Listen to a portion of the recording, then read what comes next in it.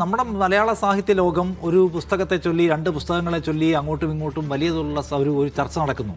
അതിനെക്കുറിച്ച് വലിയ തോതിലുള്ള പരിശോധന നടക്കുന്നു. സാജു പറയുന്നു കുർദിഷ് എഴുത്തുകാരുടെ പുസ്തകമാണ് ഇതൊന്നും. രണ്ടുമല്ല, ഇവർ രണ്ടുപേരും വേറെ സ്ഥലത്തുനിന്ന് കൊണ്ടുവന്ന സാജു ചൂണ്ടിക്കാണിക്കും, ആക്ഷേപം വരുന്നു. എന്ന് വെച്ചാൽ നമ്മുടെ മലയാള സാഹിത്യ രംഗം കൂടുതൽ എന്താണ് ക്രിയേറ്റീവ് ആവുകയാണ്. അങ്ങനെ കാണണ്ടേ? എന്ന് വെച്ചാൽ നമ്മുടെ ഫെസ്റ്റിവലുകൾ അല്ലേ, ഈ പറയുന്ന ലിറ്ററേച്ചർ ഫെസ്റ്റിവൽ, അത്തരം സംഗതികളെയൊക്കെ കൂടുതൽ എന്താണ് അതിൻ്റെ സാധ്യതകളെ വർദ്ധിപ്പിക്കും വിധം ഈ സംഗതി കുറച്ചുകൂടി എന്താണ് പുഷ്പിക്കുകയാണെന്നാണ് എനിക്ക് തോന്നുന്നത് ഒരു കാര്യം. അപ്പോൾ അത് ആ നിലയ്ക്ക് ഗുണം ചെയ്യും. രണ്ടാമത്തത്, ഈ പുസ്തകം ആരാണ് ശരിക്കും മൗലികമായി എഴുതിയെന്ന് ചോദിച്ചാൽ നമുക്കത് ജഡ്ജ് ചെയ്യാൻ പറ്റുന്ന അവസ്ഥ ഇപ്പോഴും ഇല്ല. രണ്ടുപേരുടെ ഭാഗത്തും രണ്ട് തരത്തിലുള്ള ന്യായം പറയുന്നു. കെ ആർ മീര പറയുന്നത് 2020 തന്നെ ഞാൻ ഖണ്ഡശ പ്രസിദ്ധീകരിച്ചു 6 അധ്യായം. അവരെ പിന്തുണയ്ക്കുന്ന ആൾക്കാർ പറയുന്നത് ആ 6 അധ്യായത്തിൽ തന്നെ അതിൻ്റെ സ്വഭാവം എന്താണെന്നതിന് സൂചന ഉണ്ടായിരുന്നു. അതിൻ്റെ പേര് തന്നെ കലാച്ചി എന്നായിരുന്നു. കലാച്ചി അവിടെയുള്ള സ്ഥലമാണ്. ആ സ്ഥലത്തേക്കുള്ള പോകുന്നതിൻ്റെ സൂചനകൾ അതിനകത്തുണ്ടായിരുന്നു. അപ്പോൾ കഥാതന്തു അവിടെ തന്നെ ഫിക്സ് ചെയ്ത് തീരുമാനിക്കപ്പെട്ടുള്ളതാണ്. അതിനുശേഷം 2022 ഹരിത സാവിത്രിയുടെ പുസ്തകം വരുന്നത്, നോവൽ വരുന്നത്. അപ്പോൾ അവർ ആരാണ്? അപ്പോൾ ഇതിൻ്റെയൊക്കെ അടിസ്ഥാന സംഗതി എന്താണ്? ഈ 2 പുസ്തകവും ഞാൻ വായിച്ചിട്ടില്ല, പക്ഷേ അതിൽ നിന്നും വായിക്കുന്ന സംഗതി പ്രിയപ്പെട്ടവനെ തേടി പോകുന്ന യുവതി. 2 കഥാപാത്രങ്ങൾ, 2 പേർക്കും 2 പേരാണ്. പ്രിയപ്പെട്ടവനെ തേടി പോകുന്ന യുവതി എന്നുള്ള സംഗതി ആദ്യം കൊണ്ടുവന്നത് മീരയല്ലേ 2020.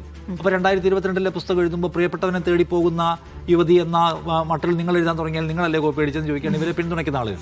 പക്ഷെ അവർ പറഞ്ഞത് ആദ്യത്തെ 6 ഭാഗങ്ങൾ മാത്രമേ വായിച്ചിട്ടുള്ളൂ. അവിടെ ഇതിൻ്റെ കോർ ഏരിയയില്ല, നേരത്തെ അജിംസ് സൂചിപ്പിച്ച പോലെ കോർ സംഗതി വരുന്ന 6 അധ്യായം കഴിഞ്ഞിട്ടാണ്. അത് ആദ്യം എഴുതിയതാരാണ്? ഹരിത സാവിത്രിയാണ് എന്നാണ്. അപ്പോൾ ഇതിനകത്തൊരു ഒരു സങ്കീർണത കിടക്കുന്നുണ്ട്. 2 പേരും അവരവരുടെ ഭാഗം വിശദീകരിച്ചു. ഇനി കൂടുതൽ വിശദീകരിക്കാനൊന്നുമില്ല. അവരവരുടെ ഭാഗം അവർ പറയാണ് ഞങ്ങളുടെ എഴുതി. ഒരു കാര്യമുണ്ട് കേട്ടോ, പ്ലോട്ടൊക്കെ ഇഷ്ടംപോലെ അജിംസ് പറഞ്ഞ പോലെ എല്ലാവർക്കും തോന്നാം അത് ഏറ്റവും നന്നായി ആരെഴുതുന്നു എന്നുള്ള ക്വസ്റ്റ്യൻ മാത്രമേ അവിടെ ഉള്ളൂ. ഒരേ മനുഷ്യൻ്റെ ജീവിത സന്ദർഭങ്ങൾ അല്ലെങ്കിൽ യാതനകൾ, നരകിക്കലുകൾ ഒക്കെ ഒരുപാട് പേരെ ഇൻസ്പയർ ചെയ്യാം. അപ്പോൾ അതിനെ ചൊല്ലി നിങ്ങൾ ഉണ്ടാക്കുന്ന സംഗതി ഏറ്റവും മഹത്തരമായും ഏറ്റവും ക്രിയേറ്റീവായും ഏറ്റവും പെർഫെക്റ്റായി ആരുണ്ടാക്കുന്നു, മഹോന്നതമായി ആരുണ്ടാക്കുന്നുള്ള ക്വസ്റ്റ്യനേ ഉള്ളൂ. അതിലതാണ് സെലിബ്രേറ്റ് ചെയ്യപ്പെടുക. ഇപ്പോൾ പ്രിയദർശൻ എത്രയോ സിനിമകൾ മലയാളം ചെയ്തിട്ടുണ്ട്.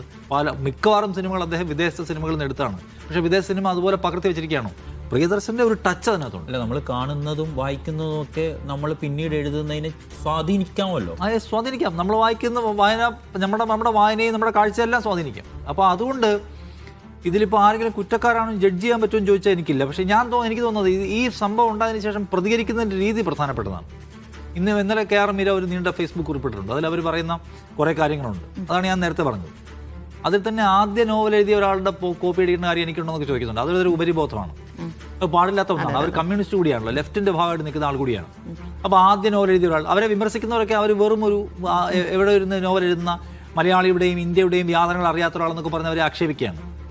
ഇന്നിപ്പോൾ ഹരിത സാവിത്രി മീഡിയാവിനോട് സംസാരിക്കുന്ന രാവിലെ ഞാൻ കണ്ടു. അവർ കുറേ നേരം വീഡിയോയിൽ സംസാരിക്കുകയാണ്. അവർ വളരെ ക്വാളിറ്റേറ്റീവായിട്ടാണ് അതിനോട് പ്രതികരിക്കുന്നത്. അവർ പറഞ്ഞത് നിങ്ങൾ എന്തിനാണ് എന്നെ ഇങ്ങനെ വേട്ടയാടുന്നത് എനിക്ക് മനസ്സിലാകുന്നില്ല. ഞാനൊരു ഇഷ്യൂ ഉന്നയിക്കുന്നേ ഇല്ല, ഞാനിത് തുടരാൻ പോലും ആഗ്രഹിക്കുന്നില്ല, അന്നും ആഗ്രഹിച്ചിട്ടില്ല, ഇന്നും ആഗ്രഹിക്കുന്നില്ല. പക്ഷേ നിങ്ങളത് ഓവറാക്കുകയാണ്. അപ്പോൾ അത് പി കെ രാജശേഖരനെ കുറിച്ച് അവർ ചോദിക്കുന്നുണ്ട്. ഞാൻ എഴുതിയ നോവൽ ഫാസിസത്തിനും വലതുപക്ഷത്തിനും എതിരാണ്, നിങ്ങളെ പ്രകോപിപ്പിക്കുന്ന അതാണോ? നിങ്ങൾ എന്തിനാണ് അതിൽ പ്രകോപിതനാവുന്നത്? നിങ്ങളൊക്കെ ലെഫ്റ്റ് ആണെങ്കിൽ ഞാൻ എഴുതിയ ഫാസിസത്തിനും വലതുപക്ഷ ആശയങ്ങൾക്കെതിരായിട്ടുള്ള നോവൽ നിങ്ങൾ എന്തിനാണ് ഇത്ര ഡിസ്റ്റർബ് ചെയ്യുന്നത്? നിങ്ങളെന്തിനാണ് എനിക്ക് താല്പര്യമില്ലാത്തൊരു കാര്യം നിങ്ങൾ വലിച്ചിളക്കി ആളുകളുടെ പേരും പ്രൊഫൈലും ഒക്കെ പറയുന്നുണ്ട്. ഇത്ര വലുതാക്കുന്നത് എന്തിനാണ്? അപ്പോൾ ഇതിനകത്ത് പ്രവർത്തിച്ച് താല്പര്യക്കാരെ കാണേണ്ട ഒരു കാര്യമാണ്. അത് മോശമാക്കുന്നതിൽ പ്രവർത്തിക്കുന്നുണ്ട്. 2 സ്റ്റേക്ക് ഹോൾഡേഴ്സിനും ഇത് മുന്നോട്ട് കൊണ്ടുവന്ന് താല്പര്യമില്ല. പിന്നെ ബാക്കിയുള്ള ആൾക്കാർ എന്തിനാണ് ഇതിനകത്ത് ബലം പിടിക്കുന്നത്? എന്നിട്ട് അവർ പറയുകയാണ് അവരുടെ നോവലിനെ കേരളത്തിൽ ഇപ്പോൾ ഭയങ്കരമായി കുപ്രസിദ്ധമായിട്ടുള്ള ഒരു യുവ നേതാവിനുമായി ബന്ധപ്പെടുത്തി, ഒരു പ്രെഡേറ്ററുമായിട്ട് ഒക്കെ ബന്ധപ്പെടുത്തി അവരെ അപമാനിക്കാൻ ശ്രമിച്ചു. അത് ശരിയായ ഒരു സമീപനമല്ല എന്നൊക്കെ അവർ പറഞ്ഞിട്ടുണ്ട്. പ്രതികരണത്തിൽ കെ ആർ മീര കുറച്ചുകൂടി ഞാനാണ് സീനിയർ എഴുത്തുകാരി, എനിക്കാണ് ഈ പരിപാടിയൊക്കെ അറിയാവുന്ന ഒരു ടോൺ അവരതിനകത്ത് കൊണ്ടുവന്നിട്ടുണ്ട്. അതിലെ വേദനയും നിരാശയും ഇന്നിപ്പോൾ ഹരിത സാവിത്രി. അത് മാത്രമല്ല പ്രശ്നം, ഈ പി കെ രാജശേഖരൻ മലയാളത്തിൽ അറിയപ്പെടുന്ന രൂപകനാണ്. അപ്പോൾ അദ്ദേഹം മുമ്പ് നടത്തിയപ്പോൾ ഒരു പരാമർശമുണ്ട്, എന്തിനാണ് മലയാളികൾ മറ്റ് രാജ്യങ്ങളിലെ കഥകൾ എഴുതുന്നത്? അതായത് ഈ സിൻ പുറത്തിറങ്ങിയ സന്ദർഭത്തിലായിരുന്നു ഇതിൻ്റെ വിമർശനം. ഇതേ പി കെ രാജശേഖരൻ ഈ കസാഖ്സ്ഥാനിലെ കഥ പറയുന്ന കലാച്ചിയെക്കുറിച്ച് വളരെ ഉഷാറായിട്ട് പറയുകയും ചെയ്തു. അതിൽ വ്യക്തിവിരോധം പ്രവർത്തിക്കുകയാണ്. അപ്പോൾ ഈ നിരൂപണം എന്ന് പറയുന്നതൊക്കെ നമ്മൾ എം കൃഷ്ണൻ നായരിൽ നിന്ന് കണ്ടുപിടിക്കണം. ഇപ്പോഴുള്ള നിരൂപണം തന്നെ പ്രശ്നമാണ്. സാഹിത്യകൃതികളുടെ മൂല്യം കുറയുന്നു എന്ന് പറയുന്ന പോലെ തന്നെ നിരൂപണത്തിന്റെ മൂല്യം കുറഞ്ഞു. നിരൂപണത്തിനകത്ത് അജണ്ട പ്രവർത്തിക്കുന്നുള്ള പ്രശ്നമാണ്. ആ അജണ്ട പ്രവർത്തിക്കുന്നതിനുള്ള പ്രശ്നമാണ് അവരിന്ന് ചൂണ്ടിക്കാണിക്കുന്നത്. അവർക്ക് ഇതിനകത്ത് സീരിയസ് ആയിട്ടുള്ള ഒരു ഡിബേറ്റ് റൺ ചെയ്യണമെന്നുള്ള ആഗ്രഹമൊന്നുമില്ല. പക്ഷേ അവരെ വേട്ടയാടാൻ നടത്തുന്ന, അവരെ മൊത്തത്തിൽ കോർണർ ചെയ്യാനും അവരെ ടാർണിഷ് ചെയ്യാനും നടത്തുന്ന ശ്രമങ്ങളോടുള്ള വിയോജിപ്പ് അവർ രേഖപ്പെടുത്തുകയാണ്. അതുകൊണ്ട് ഇത് അവരതിൽ അവരുടെ ഡിസ്റ്റർബൻസ് എന്തുമാത്രമാണെന്ന് ഇന്നത്തെ പ്രതികരണ പ്രകടമാണ്. അതുകൊണ്ട് അവരെ വെറുതെ വിടണമെന്നാണ് എനിക്ക് തോന്നുന്നൊരു കാര്യം. ഇനിയിപ്പോൾ അവർക്കത് റേസ് ചെയ്യണമെന്നുണ്ടെങ്കിൽ, എൻ്റെ പുസ്തകമാണ്, അവർക്ക് ലീഗലി മൂവ് ചെയ്യണം, അല്ലെങ്കിൽ അവർക്ക് പൊതുമത്തിൽ അത് ചർച്ചയാക്കണം, അവരത് ചെയ്യട്ടെ. ബാക്കിയുള്ള ആൾക്കാരെ തിരവിട്ട് അത് വഷളാക്കാതിരിക്കുക എന്നാണ് ഒരു കാര്യം. മറ്റേ സൈഡ് അവിടെ ഉണ്ട്, ഇത് മൊത്തം ഒന്ന് ആക്റ്റീവ് ആയിരിക്കുന്നു. പുസ്തകത്തെക്കുറിച്ചുള്ള ചർച്ച, എഴുത്തുകാർ അവിടെ ഒന്ന് വായിക്കാനൊക്കെ തോന്നും ആളുകൾക്ക്. യെസ്. അപ്പോൾ അത് ആ നിരക്കുള്ള ഗുണമുണ്ടെന്നൊരു സൈഡിൽ കൂടെ കാണുന്നത്.